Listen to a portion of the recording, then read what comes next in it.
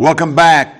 December keeps moving on. We're getting close to Christmas, only a week away, and it's been a great month, and we're getting things back rolling. We're back with our second segment of Congressman Fleischmann's visit with us, and we want to talk about a little bit about Oak Ridge and the impact nuclear is having and the changes that are going on in our community and jobs and different things and other things maybe that we'll be able to talk about outside of nuclear, just different kinds of things. We can talk about the power plant in Oak Ridge, the water, Chickamauga Lock down south, some other things. Welcome back.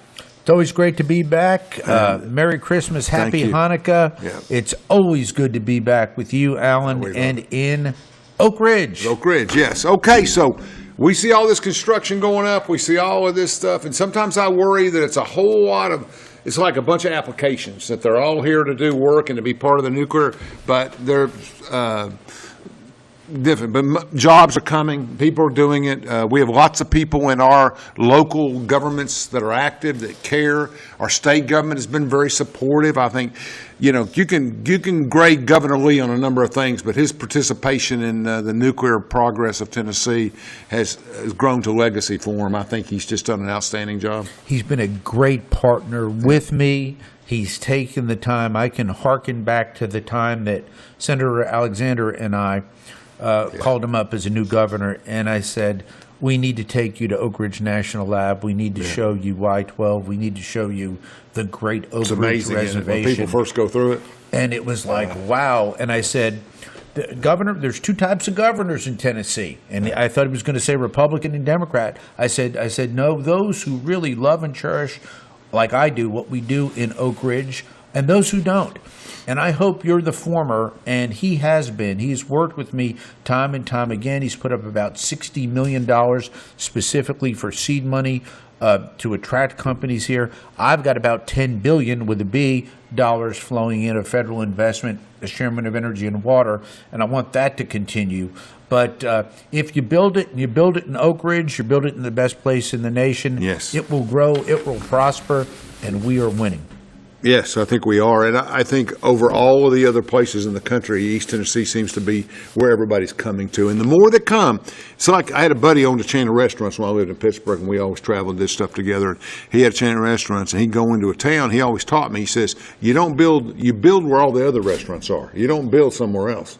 Because if you think about going out to eat, you go out and say, what do you want to eat? I don't know. Let's go over to Illinois Avenue, you drive down, then you pick, right? Well, it's a lot of that in the restaurant business. So it's the same thing. I think all of these people coming to Oak Ridge looking for the nuclear opportunities of different kinds, it's making it even more of a technology corridor, an Oak Ridge corridor. It's amazing. You just made me very happy. Yeah. You said coming to Oak Ridge and driving down Illinois Avenue. Yeah. I want to put this in perspective.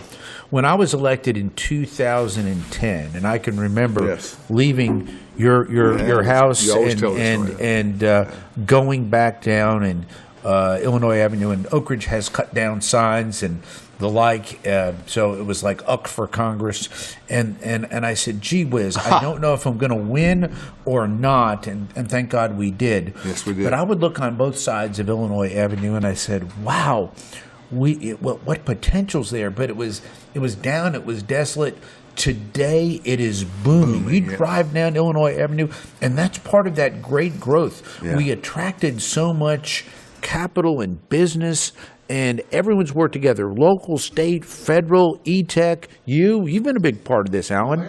This deserves a lot of credit for reshaping the attitude of what we're going to do. Yeah. We're not just going to survive and let people punch us in the mouth, so to speak. We're going to overcome the obstacles, and we're going to get people here, and I think that mentality has helped a lot. And as you know, I love our friends in Knoxville. I love their malls over there. I went to law school there. I love Chattanooga. It's my home city. But the reality is, you drive down Illinois Avenue, if you live in Oak Ridge, you can get just about everything you need now right in Oak Ridge. It's transformational, so thank you. Yeah, it really is. I mean, you couldn't buy a pair of shoes in Oak Ridge 10, 15 years ago. You had to go to West Knoxville to get good shoes. It was saddening. And it's expanded, and there's more stuff now. And the down center it's not enormous, but it's classy, and it looks good, and people like it. And sales tax growth has grown, and it's just been great. But we brought in a lot of people, nuclear people and other things. So we have our big three. Congratulations to Ken Reuter on his retirement, right? Yes, yes, super congratulations. So- Ken took Ucor, which is basically Amentum, now right. the big parent company, and for years, not months, years, worked very diligently to take down the K-25 plant to make sure that every time our cleanup contractor, was so pivotal, got things done. He worked with me for years on getting the disposal cell done. Yeah. A great career, a great legacy. Well, that was a lot of work, yeah. A lot of work, and I had to carry a lot of that water, but he, too, has been a great partner. Yeah. I've been lucky, Alan. The people with whom I have worked, associated with, commiserated with, collaborated Right. with, have worked with me, whether it's the governor, you, our local leaders, our mayors, our state folks, E-Tech. They all work with me. Now, my job is to bring the dollars in. Sure. And I do, with a vengeance. I mean, Yes, you do.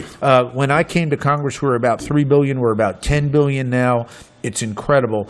And you hit it on the head earlier. Why is Tennessee and Oak Ridge the number one spot? It's because it is set up so well for companies very easily to come here and start a business, build a business, do a business. We've got the national lab here. I will just tell you, Arano, and they were great. Arano USA was not even looking at Tennessee. Right. They were looking at Idaho, looking all over the country, looking at Virginia. In fact, I had that conversation with the governor of Virginia. I said, why? Why Tennessee? They took one look at Tennessee, and they said, we can't go anywhere else but Tennessee. That says a lot. Yep. We are number one right now, and I'm going to let you in on a little scoop because I like you. Yeah. January, the great state of Tennessee is going to be ranked number one in nuclear in the country. And why? 2 words, Oak Ridge. What does that mean, ranked number one in nuclear? Okay. The American Nuclear Society, a great group. I just spoke to their winter meeting a little bit back, 1,400 people. My great friend, Dr. Hashashimian, is their president. Yeah. Just good people. They're all good organizations, NEI, ANS, and the like. I speak with these groups all over the country and work with them on a daily basis. The reality is Tennessee has made a concerted effort to lead in new nuclear. Other parts of the country are very good. Let's face it, Los Alamos is great, Savannah River is great. They're all very good, substantive. Wherever we do work, we do it well. But my gosh, Tennessee, we are a notch above. We've got the assets, we've got the people, we've got the desire. And remember, we were first. We have the Manhattan Era National Park here.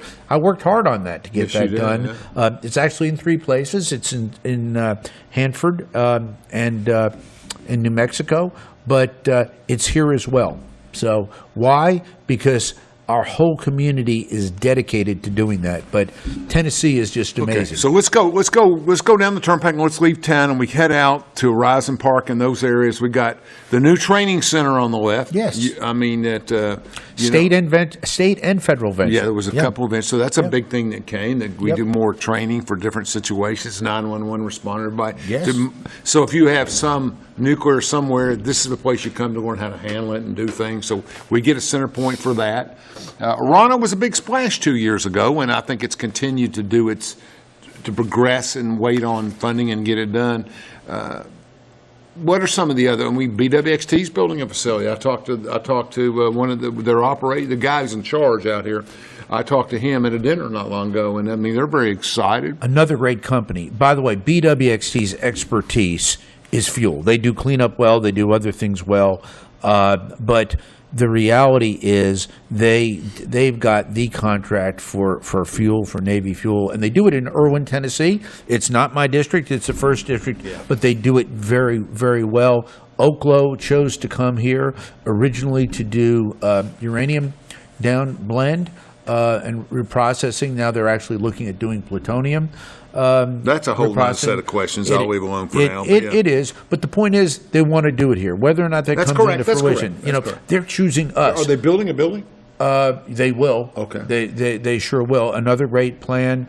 Other companies are just choosing Tennessee. There's going to be another announcement in late I December. was impressed with Radiant when we went to that opening, and they're going to go into the old K-25. Sure. That's a big place. They got plans to go. They're ready to go. Let's talk about Radiant. Radiant has been Hand-carrying around. generator. It's pretty impressive. Yes, and Radiant is what we call a micro-reactor company. Right. In other shows, we've talked about SMRs, large nuclear, advanced reactors. These are hand-carried, right? These are smaller, but this is, by the way, Radiant is a HALEU-dependent microreactor. Okay, remember we've talked about the because importance. it's so small, got to be powerful. Going to do that well, but they chose us.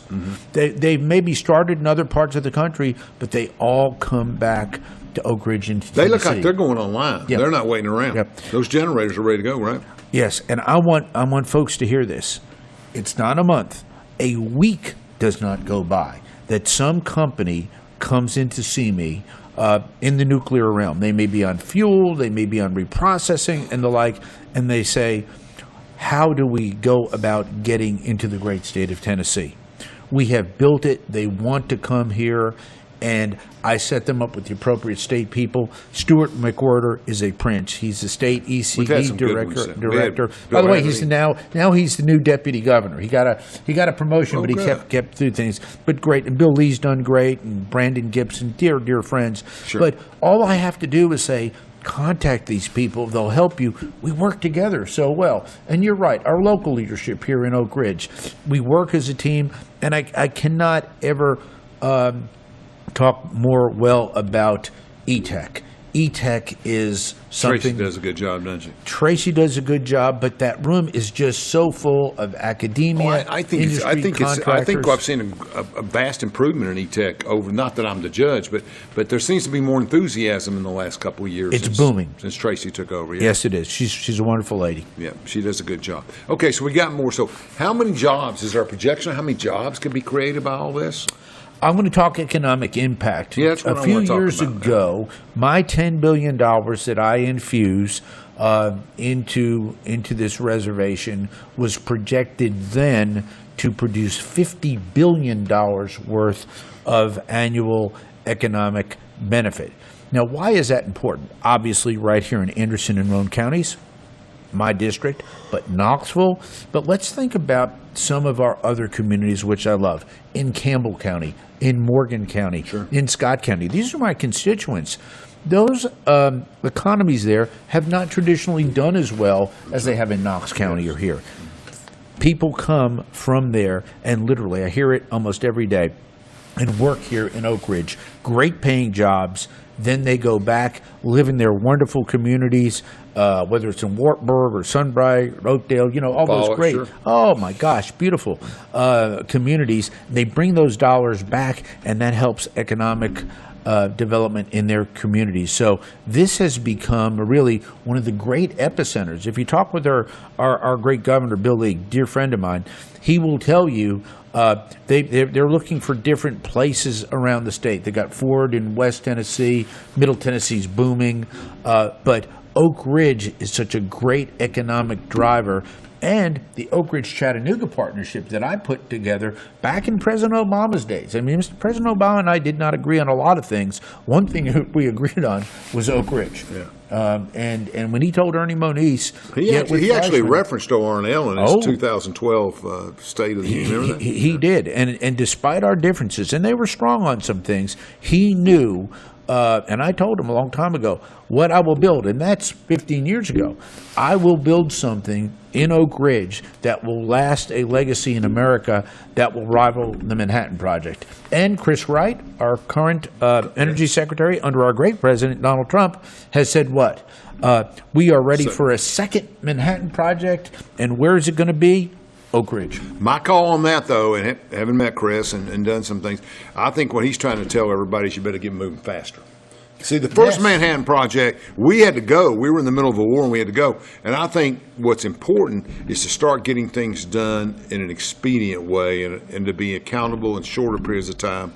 We don't have the ability to sit around and calculate all day long.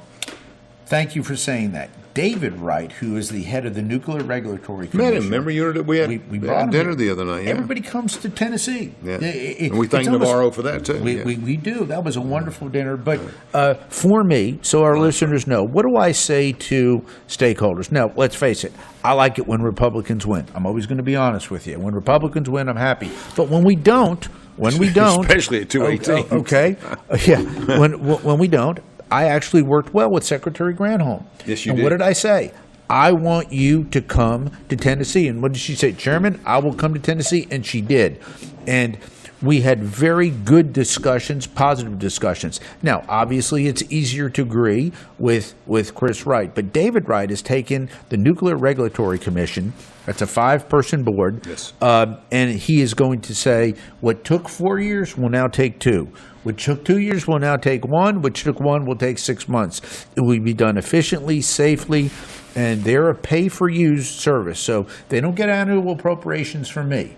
If you want to use the Nuclear Regulatory Commission and you have a reactor, that company has got to pay them to do that Licensing work. fee, sure. Absolutely. So that's a good model. Yeah.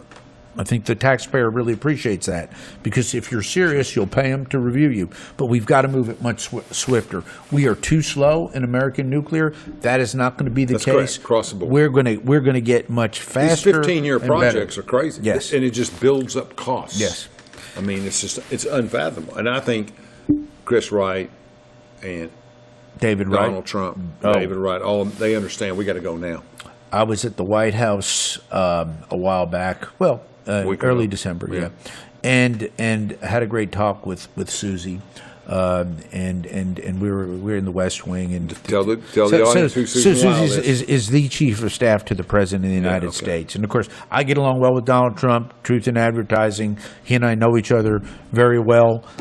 He's a Yankee fan. I'm a Met fan. You're a Red Sox fan. What are we going to do? I don't know what kind of fan I am anymore. Okay. Notre Dame for sure. But Notre other than Dame, that, that's yeah, right. so we'll go with that. You come by that honest. Honestly. Yeah. But the reality UT too. is, UT too. I got season tickets to UT now. I bleed orange. That's me. I have dual citizenship kind of thing. Yeah.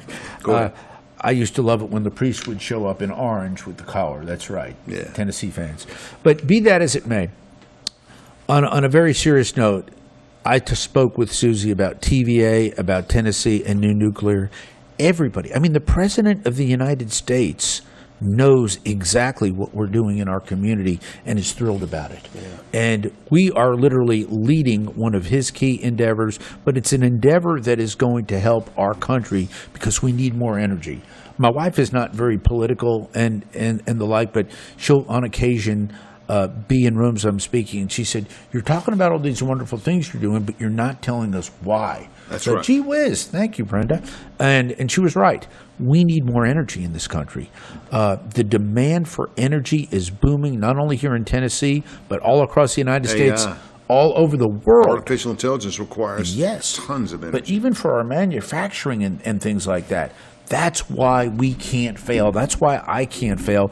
And that's why our Oak Ridge community and our combined assets, our people, our academic institutions, our labs, our contractors, we've got to succeed. And my job is to fuel it. Bring the dollars in, and then let the great people take that investment and run with it. Let's take a break, Brad. We'll be right back to talk. I want to talk about the Chickamauga Lock a little bit, and I want to talk about the Oak Ridge new water plant. America runs on power, and for nuclear power, we need enriched uranium, but almost all of it comes from overseas. In 2019, the Trump administration took action, working with Centrus to build the first new American-owned uranium enrichment plant in 70 years. And now, Centrus is ready to expand to meet our nuclear power and military needs, free from dependence on foreign suppliers. Centrus, American technology built by American workers. This is Joe Heckman, President of Waste Management at Energy Solutions. Nuclear power is on the rise. Energy Solutions is part of this transition and part of the solution, delivering comprehensive services and assets that support the entire nuclear life cycle. Energy Solutions is protecting and preserving the environment for generations to come. Vision, values, and commitments. Extraordinary teams building inspiring projects. We live for a challenge. We do the right thing. Exercise the highest level of integrity and ethics. Create a positive legacy. Through purposeful And sustainable projects. We take care of each other. safety and well-being above all. Treat each other with the utmost respect. We succeed together. Embrace our differences. Seek diverse views. And listen to understand. Foster a deep sense of belonging. We build trust. Develop lasting one-team relationships With our colleagues, customers, and partners. Hold ourselves accountable. To deliver excellence. From Oak Ridge, Tennessee, IB3 Global Solutions conducts operations around the world to enhance the U.S. national security posture and minimize radiological and nuclear threats. IB3 Global Solutions. Mission first. At Navarro, we partner with our clients to advance technologies and deliver effective solutions for complex challenges in the nuclear, environmental, and clean energy fields.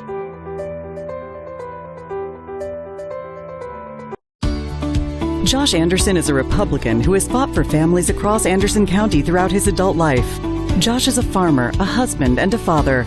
For 4 generations, his family has lived in Anderson County. A graduate of the University of Tennessee, Josh has served on the Anderson County Commission for 7 years and served as chairman for 3 years. Josh is a businessman who will put his experience to work for all of us.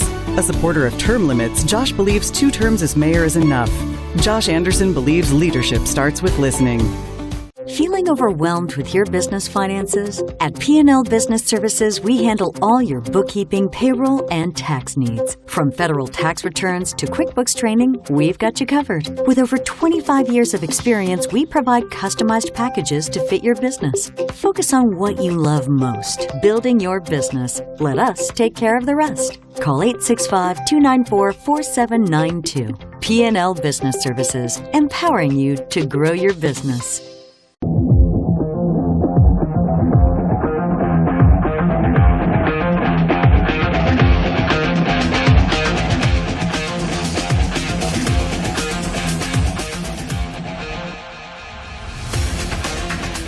Welcome back to Between the Lines. We're talking with Congressman Chuck Fleischmann about everything that's going on in the nuclear world and in the energy world, our economy, and everything else. But what can Tennesseans look for in the next few months? What are some of the things on a national basis that may impact us? Taxes, anything? What can you talk about? Sure. Well, reduced taxes, more money in your pocket, hopefully continued reduced energy costs. Specifically, went to the pump the other day and I pumped my own gas. It was $2.45. I mean, that's incredible. I can remember a few years ago paying $4 a gallon in Tennessee. So lower energy costs, a safe and secure border. The border is let's just talk so about illegal safe. immigration. Let's talk about it. Oh, my gosh. You've done, it's been a wonderful, if there's one success, because I think affordability is still an issue. I disagree with the party on that. I think things are expensive, people are struggling.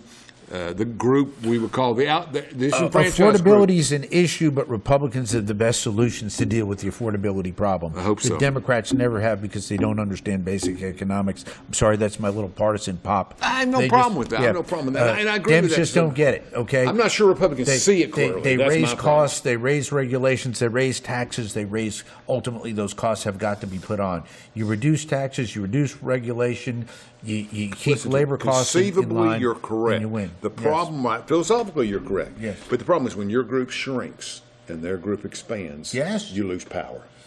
Okay? You've got to win You can elections. be right. You can be right. So it true. doesn't matter if you're right. Yep. If people get disenfranchised through food and health care and inflation costs, I think I agree with you, though. Inflation's not very high. It's not there. I think somebody in the middle is gouging, but I can't figure it all out. But I know that, I don't know, I think that people that go to the store, things are higher than they used to be, and they haven't come back down yet. And I'm not sure why. I think the whole supply chain system thing has gotten a little bit different. But it's a different subject for a different time. But I think you're saying that the affordability is best under us than them. I agree with that. I think that what happened under Biden made everybody before him for 50 years look good. I mean, it was horrible. It was really sad what happened. He didn't do it. I mean, I'm not trying to be partisan now, but he was just out of it for 4 years. I actually had a very nice conversation with him the last Christmas party last year before he left, and he was very kind. You could tell he was tired. We'll use tired, and I'm euphemizing. Yeah. I thanked him, and I talked to him, and it was very, very sad 4 years. I don't know who was running the country. Yeah. But the reality is, But they were left. They were left, and they were far left, and we have had to fix a lot of those problems. And I'm in an opinion. They were right woke. now. Yes, they were very woke, and some of the things that they had done, I believe, really hurt this country. But the reality is, we need good, solid, competent leadership, in my view, in this country, and we've got it, that focuses on the fundamentals. What do you need? A talented labor force, okay? Not only technologically, but education-wise, we've got to make sure. We need lower energy costs and abundant energy. That's my space. That's what I do.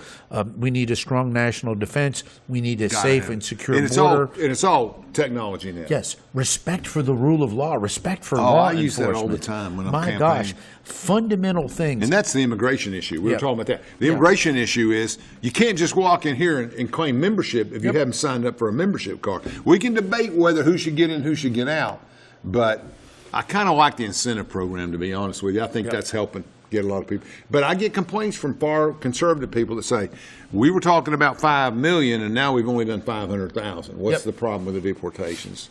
Understand. The reality is the magnitude of the issue. First of all, we've and the rule of law for us too. We can't just barge in, right? But we've secured the border. That's the key. Incredible. We don't have any more problems. They're not growing. coming in, and you're right. By the millions from right. countries we don't even know, unvetted, scary, bad. You got to should have stop been the leak stopped. before you fix everything. You're exactly and that's why right. I got so upset with the Biden administration, because they knew it was going on. They were acquiescing in it. They were incentivizing it, and then they basically threw up their hands when there was a problem. So Trump has fixed that part. Are we still building the wall? Yes. How many miles? What's going on? I don't know the exact. It may take 20 years to build it. It is building, but we're also using technologies that are even better than the wall. Sure. And every time we would come up with the technology, remember, I used to be the ranking member on Homeland Appropriations, so I dealt with this. I've been to the border with President Trump, just great visits on Air Force One, great stories and the like. I like to talk baseball, golf, and he does too. You do, yeah. He's Varden, I'm Interlock, but obviously his grip is better. But be that as it may, you'd go down there and it'd be like, my gosh, we've got to fix it, and they've done it. We've got people still in this country, Alan, and we saw that horrifically when the 2 National Guardsmen were shot in Washington, D.C., that should not be here. They're dangerous. They've been unvetted. So we're going to work on that. So what do the American people have to look at? More of our agenda, the Trump Republican agenda, just focusing on good, solid, traditional, more conservative values. And having said that, I realize everybody in America doesn't think like me, but the reality is the people in the middle, those independents who are not partisan either way, they want to be able to be safe in their communities, know they've got a decent job, know they've got energy, know that they've got a brighter future, not only for them, but for their kids and for their grandkids. So there's a degree of optimism out there right now in America, and I think I'd like to see both parties work together to raise that level of optimism. Let me, and you're not getting to the younger generation. They're disenfranchised right now. I mean, whether they need to be or not, they have no confidence. Right and left. By technology. Right and left. I talk to young conservatives sometimes. It's not just young progressives, but young conservatives. And it's like, well, let's talk about this. And it's all technology. Yeah, that's right. And I agree. Let's talk about the mayor of New York for a second. When I watched I disagree a little bit. But, I mean, when you look at the whole situation, he came in, he ran. But the more I watched him, the more normal he seemed, like business-like, functional, not crazy or anything. And I kind of watched his policies are left, but not everything. But then he goes down and shocks the left. He goes down and says, I'm going to meet with the president. Yep. He goes in and talks to the president for an hour. And what's his comment? What's the president's comment? I could live in his New York. That's what he said. So I think that's dialogue. I think there's things that I mean, the president was impressed with him. I mean, so basically, maybe he's not what everybody thinks he is. I could not have disagreed more with President Obama's policies, Right. but he won. And he won twice. I didn't think he'd win the second time, but he did win the second time. And when that happened, I knew that, like most of us in public life, there was going to be a time to start in 2011, and there would be a day where I would not be in public office. So I didn't want to lose an opportunity to try to get certain things done. And we disagreed on a lot of different things. Sure. But working on Oak Ridge, his energy secretary worked with me. And we would sit down and actually work on environmental cleanup. We would sit down and work on modular nuclear reactor designs back then, which are coming into fruition today. Strong disagreements on actually something that I've moved the country on reprocessing. Ernie and I disagreed vehemently on that. I got Secretary Granholm in the Biden administration to agree on me on reprocessing. What that is recycling of spent nuclear fuel, which I'm fervently in favor of, which we used to do. The Russians do it. Heck, the Swedes do it. Japanese do it. Oko does it.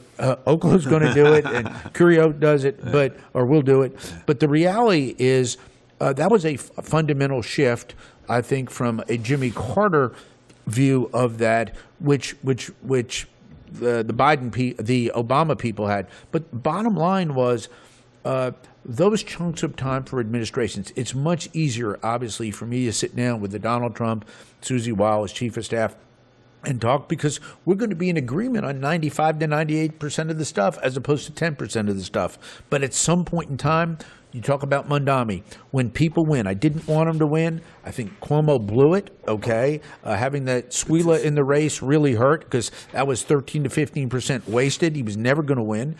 They don't listen. I mean, on my side of the aisle, we have people sometimes who are unelectable, and they run. You look and at his lose. election, you look at Efren Ben's election for a second. In Nashville, right? They have massive disproportionate numbers in their favor among people under 40 years old. Massive. So she won huge numbers in West Nashville and Nashville, not the rural areas, because the people under 40 voted for 3-1.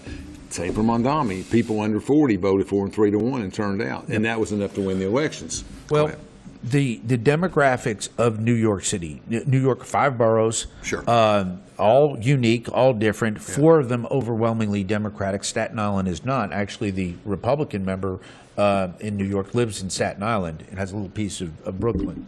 But the reality is he won, and they're going to have to deal with that. This is what you've got to look at. He is a mayor.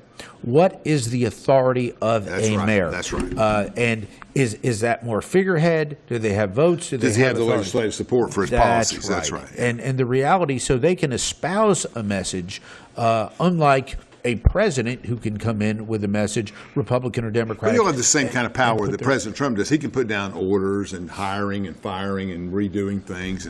But if he wants to raise rates on something, he's got to go back to the legislative body and get permission. So who knows where that goes? That's right. A lot of people, though, have left New York for other parts because they're scared. And at some point in time, when you have to govern, you've just got to look at that. But I thought that was a very interesting meeting. And let's face it, I know Donald Trump very well. Donald Trump likes winners. He does not like losers. And then when you come in and you say, I won, and we're going to win, on some level, he's got great respect for that. Sure he does. And it's the business rule. Yeah. It's kind of like healthcare, which we're going to finish this segment with healthcare for the next 10 minutes.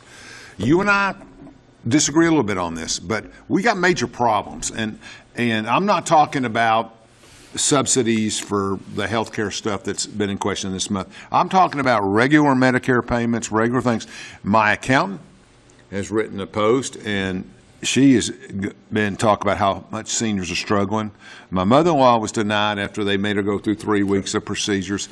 Medicare is not working, and I want to know why and what we can do about it. Okay. If we're going to address the health care situation, I think we need to take a step back and look at it from a macro perspective, okay, from up top, and then break it down into micro sectors. From a macro perspective, think about health care. Everyone needs it at some point in time. Someone gets a cold, they have to go to the doctor. God forbid someone has a major problem, they've got to go to a hospital and the like. Our system is set up right now understandably, that if anybody has a problem and they go to a doctor, a hospital, and the like, they're going to get treatment. That's correct. It's a very different situation from my prior profession. I'm a lawyer. I'm actually still a lawyer. Rule 1. Right. Rule 1, they would compensate the lawyer. And now, lawyers did pro bono work, free work, but let's face it. Not if you much. didn't pay your lawyer, you didn't get in. Okay? That's right. Healthcare, you show up, take care of me, and the like, whether it's a hospital, a doctor, and the like. So you've got tremendous costs.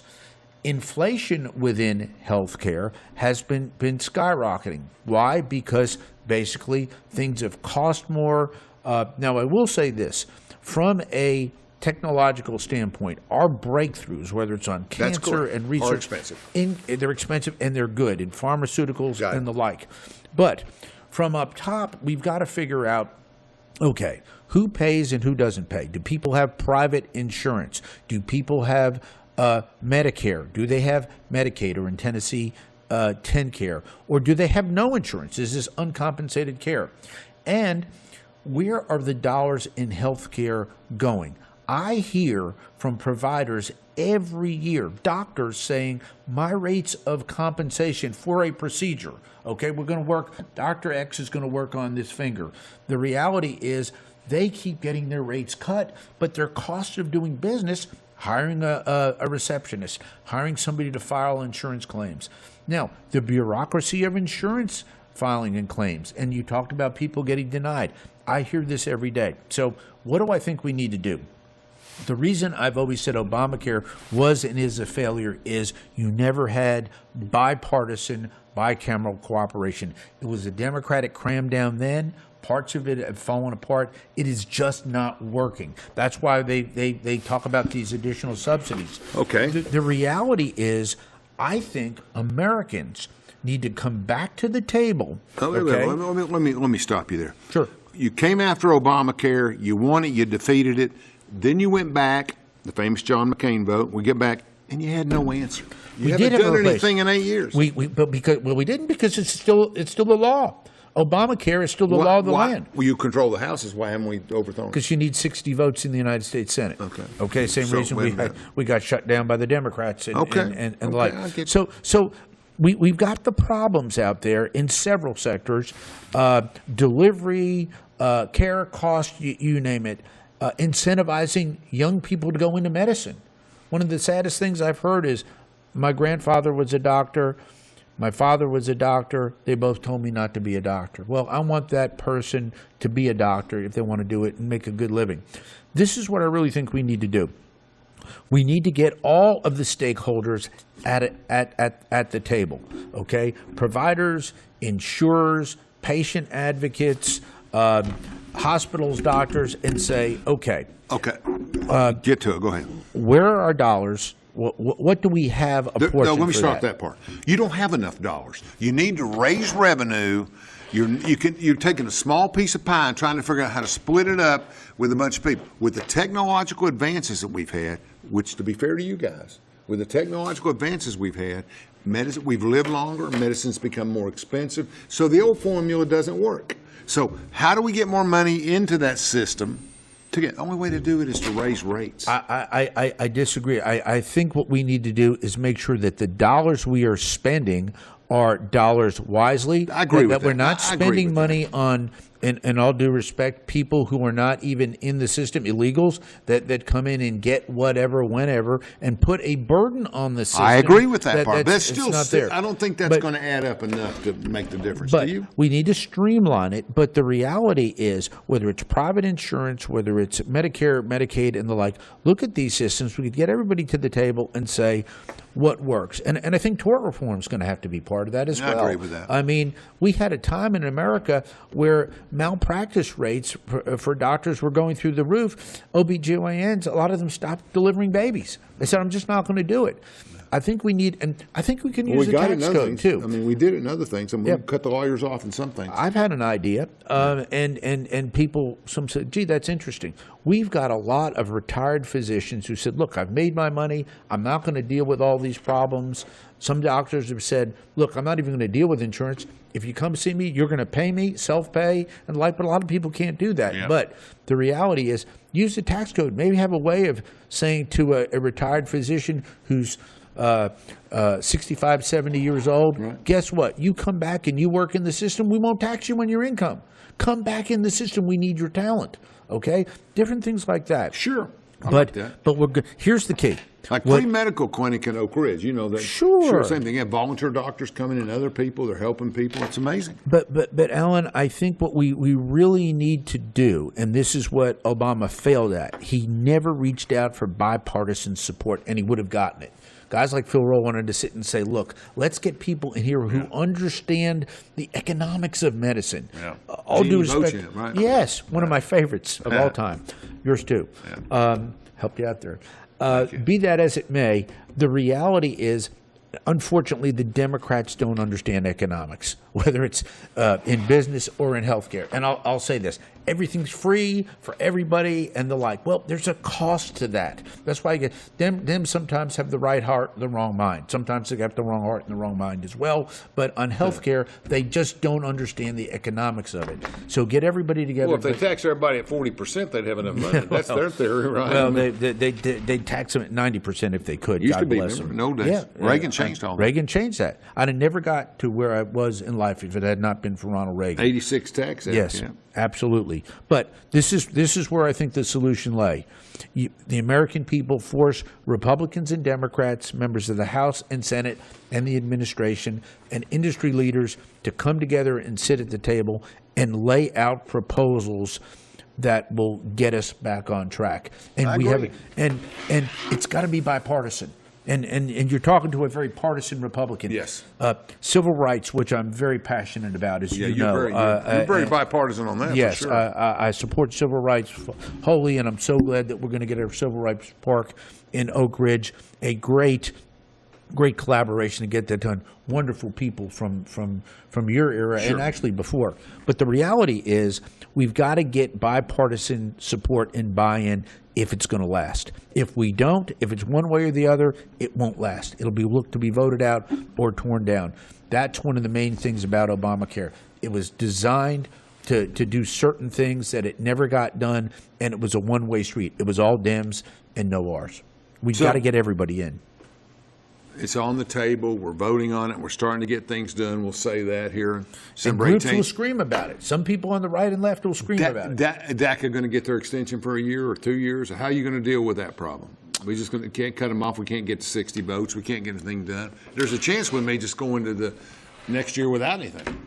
That's a possibility. There's going to be a lot of proposals floated in the House and the Senate on this. And there are currently, yes. There are currently, so we don't know how the vote is going to come out. But the reality is the big problems in America become politically unattainable because nobody wants to address it. Because as soon as somebody puts up their hand and says, and this is where I think people in public office, like myself and others, need to look at the American people and say, look, I want the best for you. I'm not here to hurt anybody. I'm here to try to get the solutions. Because as soon as somebody comes up with a solution on the right, which I would agree with, on the left, which I would disagree with, the next election cycle, they say, do you realize that so-and-so said this? They mean X, Y, and Z. Yeah, that's right. And then you got people like me. I understand. Right. And that's, I understand that's the name of the game. But the reality is, to get the big solutions done, we're going to have to sit down and make some very, very difficult decisions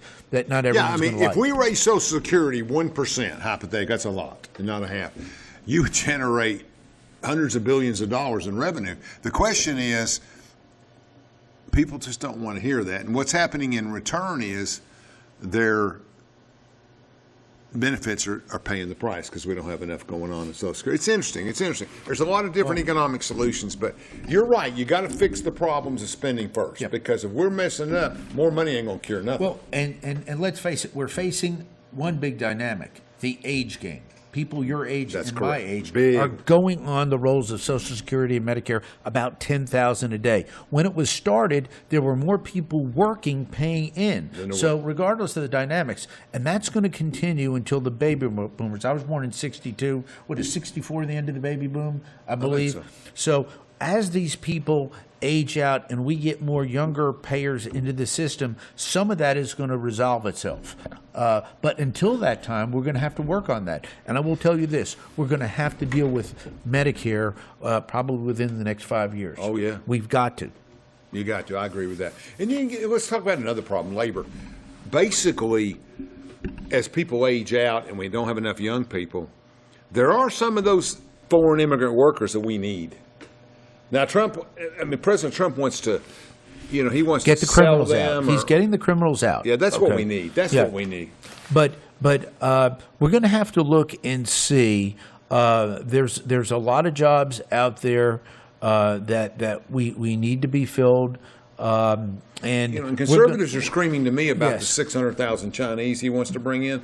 And the bottom line is that he's obviously made a business assessment. We got to have these people. He wouldn't even be bringing it up, right? So they see that as a double standard. And we're losing a lot of tremendously skilled labor. People come to the United States because, candidly, we have the best education system in the world. That's correct. Now, my alma mater, the University of Tennessee at Knoxville, is phenomenal. But somebody can come from another country, get educated here, want to stay here, and be told, I'm so sorry, you're going to have to go back either to your country of origin or, God forbid, China will take them. Come on in. You've got this great skill now, and we lose some of that great talent. So corporate America tells me almost every week, how do we keep some of these great talented individuals who've got this great skill level? So that will be looked at. That will be worked at. Again, the frailties of the Biden administration on so many fronts, and I'm not trying to be partisan now. It's okay. Especially with immigration, letting people in that from about 130 countries that some of them don't even know where they are right now. We've got to address that, but at some point in time, hopefully, we can sit down and have a talk about comprehensive immigration. We've had waves of immigration in this country before. Let's face it. My family on my mother's side, we're all Italians. Sure. Italians, Catholics. I got their religion. I didn't get their politics. Right. Although in later days, they all became Republicans. My poor mother was dead. Mom was a New Deal Democrat. Dad was an Eisenhower Republican. In many ways, she was more conservative than he was. Sure. It was amazing. But mothers have to be. Yeah, that's right. I was told, you see a priest or a rabbi, you just tell that person hello, and you see a nun, you always show respect. Sure. And as you should. Yes. We can't tell who the ministers are. That's right. And you always treat African Americans with respect. With respect. I mean, it's incredible. My dad, this is late 50s, early. So I'm 7 years older, and you're 6 years old. The bottom line is that always with respect. Yes. Always with respect. That's right. Everybody's had a different. And down here, that wasn't easy. Of course, in New York, you may get disrespected, but it's not prejudice because I'm disrespecting everybody in the neighborhood. It ain't like me, the Italians fight with the Irish, et cetera, et cetera. So it's a little bit different. Down here, it was more targeted in those days. But we've done a great job, and you've been a great friend to the African American Caucus and others. You've just got a heart. Absolutely. John Lewis and I. He stopped me on the street. I tell people that story. But me and Chuck were walking across from the Capitol back to his office. John Lewis stopped me and looked at me. You were there. He stopped me and said, he pointed at Chuck and said, "This is a very good man." Yep. Something like that. We disagreed on policy, we disagreed on politics, but we agreed on civil rights. Yep. And he was a hero and an icon in that regard. Mm-hmm. And any time I needed help with civil rights and stuff, and there was one situation, he interceded and we worked together. You're not going to see that in the headlines, but it was a beautiful story. That's going to be one of my top 5 or top 10 stories of legacy when I leave. And right here in Oak Ridge. And I can remember when we were. Rose Weaver. Can I use her name? Yeah, you can use Rose's She's name. wonderful. Sure. Has worked tirelessly to get that civil rights part. She did. And guess what? The city of Oak Ridge is doing it. Yeah. This is going to be big. Yeah, I think so. When you connect the whole corridor. Yeah. See, Charlie thought it was connect the corridor. You go from Clinton all the way through, all the way to the other interstate. No, I think that. Another great Oak Ridge, Charlie. John Lewis. Yeah, John Lewis is a lot of, I remember where were we? We were coming out of a restaurant in some city, and you had a call, and you had to get $10 million into a bill. You remember that when the caucus needed $10 million for some bill, and you got that money transferred from appropriations. I remember that, and you did. So you were always had a great relationship, and still do, with the African American community in Congress. Well, and when I was a young struggling lawyer, remember, I was a Catholic kid from New York, Philadelphia, and Chicago that went to the University of Tennessee and ended up in Chattanooga and knew nobody, okay? And I opened up. And I was a good, bright young lawyer at age 23. I had no business. It was the African-American community that came to me and said, after I tried a case, it was an incredible case, we'll talk about that some other time, and they said, we want to help you get there. And it was amazing. And that was the basis. It was only after that, as I started to win, that the larger community, the more affluent community, embraced me and said, "Hey, we want him to be our lawyer too." I was a good lawyer. So when I talk to people about you, and I you know I do a lot of polling and surveying, more than anybody else in East Tennessee probably, and I'm out there. But when I talk to you, it's funny. Like, you are 100% conservative, awards from right to life, awards from everybody. But on the appropriations front, you're not debt focused and all those things that they would like you to be more focused on. And so they'll say, we need conservatives, and they'll go into they'll say something about, we need to get this opponent or that opponent. And then they'll look at you and they'll say, I don't like anything he does, but I like him. And they'll come to me and say, he works so hard. I turn the corner. He's at the grocery store. I go down here. We'll just live with him. We'll move on to somebody else. Yeah. I mean, you get a lot of respect from all sides for all the work you do. Well, and I had a journalist in Chattanooga this week and said to me, and we were talking off the record, but he said, you work so hard. And he said, up in the northern part of the district in Oak Ridge, they really appreciate you. In our part of the world, nobody knows what you do. I mean, it's like, it's just unbelievable that after 15 years, there are still folks in the southern part of the district that say, well, I don't think he does anything. And the reality, I'm involved, thank God, with just about every major decision that's going on up there, because not only my seniority, but my position on the Appropriations Committee. Absolutely. Oak Ridge Water Plant. Tell us what's going on. Oh, yes. Okay.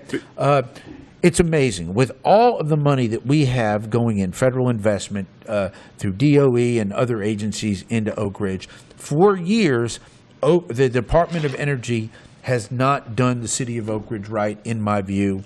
All administrations on their water plant. We need a reliable water plant in Oak Ridge. Yeah, we had a 1946 water plant, which they turned over to the city, which has problems and issues. So we need a new water plant. Okay. Why? First of all, the key things that we do here, whether it's a lab, Y12, cleanup, we need a reliable water system. But the population of Oak Ridge... The water system goes right down the hill to Y12. There you go. But there's 32,000 people in Oak Ridge? That's about right. Okay. Now, what we can't do is take a cost of a water plant and amortize that over the ratepayers. That's right. We are never going to punish the ratepayers. Gooch and I agree on that. The city council and I agree on that. So it was my job to go out and find dollars for a water plant. $50 million plant? 45? Yeah, it'll probably it'll be easily 50 by the time it's built. Okay. So what we did, we sat down and we said, since we're not going to get it from programmatic funds, I went to DOE. I said, give us a water plant. No, you don't need it. Okay. So what I did as an appropriator, I used something that's called Community Funding Project. Okay. What is that? Straight talk. It's an earmark.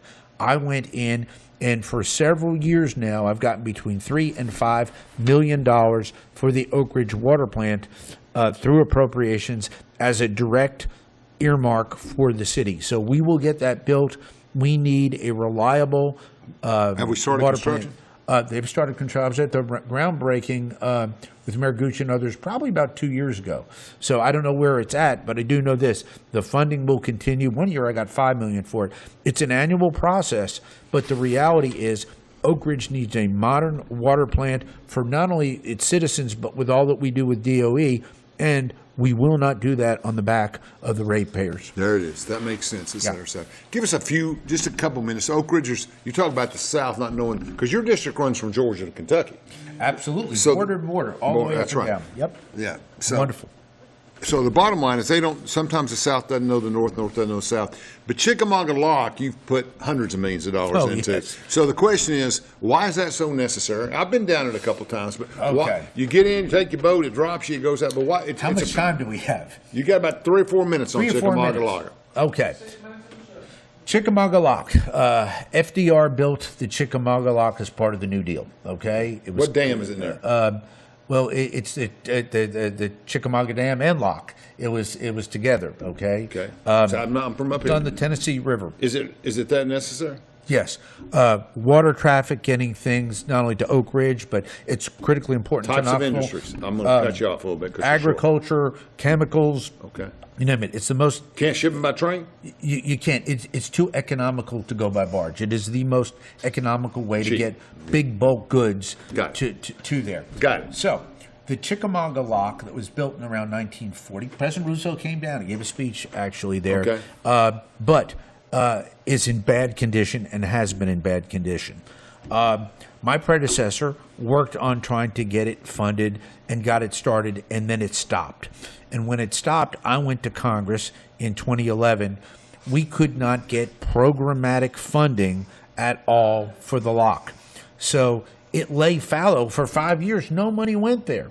And now remember, I am chairman of Energy and Water, and I'm America's Energy Congressman. Nobody calls me America's Water Congressman, but it's part of my portfolio. Sure. It's part of my job. But my heart is so driven by energy. But on the water side, I fund the entire Army Corps of Engineers. Got it. Under the Energy and Water Bill, and the Bureau of Reclamation, and of course the Department of Energy. But the reality is the Army Corps would not get it done. I went to President Obama and I begged and begged and begged and I said, we got to get it started with programmatic funding. I got a call at the end of his administration that we got $4 million to start. I knew when I got the first 4, we'd continue and get it done. Since then, I've put hundreds of millions of dollars. Here's the problem with Chick Lock. How close are we? We are close. Should be done by 2029 or 2030. Here's the problem. Contractors have come in and worked with the Army Corps of Engineers. Lamar, Alexander, and I fully funded Chickamauga Lock over 5 years ago.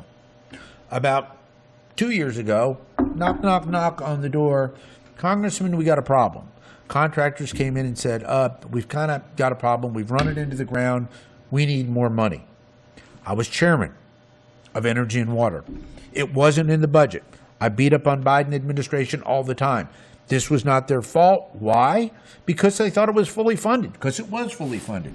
Until it wasn't. They needed money. Why do they need more money? What'd they do? They mess up? They messed up. Okay. Okay. I called the top general at the Army Corps. Sir, I don't know what's going on. I'll have to find out. Da, da, da, da. Okay. Find out and get back with me. Yep. They messed up. We need more money. How much? 20, 30 million? No, over $200 million. It's been more than that the last couple of years. Yeah. So what did I do? I took out my pen as chairman of Energy and Water, and I put an earmark on it. Okay? And conservative organizations 1 minute. put a big pig snout on my face and like we were talking, look at him, he's the biggest earmarker in the country. No, I took care of my constituents, and I will never back down from doing the right thing and taking care of my constituencies. I had the ability and the power to fix it, and I did. Okay. Sadly. Everybody around here appreciates you. You work so hard and you get so much done for us. So trying to define national problems and debating a little bit is just part of the game. But final thing, 2026, there's a $213 million earmark in that bill again. That's why we've got to get it. They need more money to finish it. Earmarks do not transition with CRs. That's correct. They die. They die. Last year, so no all money. the earmarks, Republican and Democratic, died with the CR. That's why we need a federal budget. That's why I was so upset with the Democrats for shutting the government down and hurting the process. You hurt the process, you hurt the American people. Forget the politics, get the job done. That's exactly right. I think, how is education going? I mean, we had the debates, and this is a 30-second answer, but is funding coming in from Waybridge? Because you're on every important committee in the country. We're getting good money for Vanderbilt and the medical and Tennessee. I think you've done a pretty good job. Tennessee Tech's gotten expanded. My heart will always be with the University of Tennessee at Knoxville. They took a chance on me at age 20 when no one else would, and we helped them a lot. But Tennessee Tech, MTSU is doing tremendous things. We've helped them. That's right, your alma mater. You play basketball I love Middle there. Tennessee State. I love Middle Tennessee. Steve Smith has done a great job in Sydney. We're getting them some directed funding as well. Good. Incredible school. Tennessee Tech not in my district, but we helped them bring back a nuclear engineering They do a good program. job with engineering, yeah. Yes. I'm even helping the University of Memphis. Why? Because they reached out to me. For years, they wouldn't come and see me. Now their president comes and sees me. Chairman, will you help me? Yes, I will. I will help anybody in our great state who's got a good idea. If they use the money, I give them wisely. That's good. And they are. Please let's not forget Meharry and our African-American great, schools. yeah, I remember that, Great school. Tennessee State, they need help and support as well, and they're doing a good You've been job. working on that. Yeah. We got to go through, you don't have a Republican opponent, you have a Democrat. So looks like you're in great shape in the red zone. Yep. You're going ahead. People appreciate the job you've done. Everybody's working. We got 3 months till we find out if that sticks, but I think we'll all be out there helping you. I think everybody's happy. My disclaimer is that, we're family. Chuck's is my son's godfather and everything, and we think the world of him. He's done such a great job. So we're going to go, and we're going to come back here mid-year like we do and do 2 more. I really appreciate you taking 2 weeks to come in and talk to me. Merry Folks, Christmas. we love you. Merry Christmas. Happy Hanukkah. We'll start an AI series in January.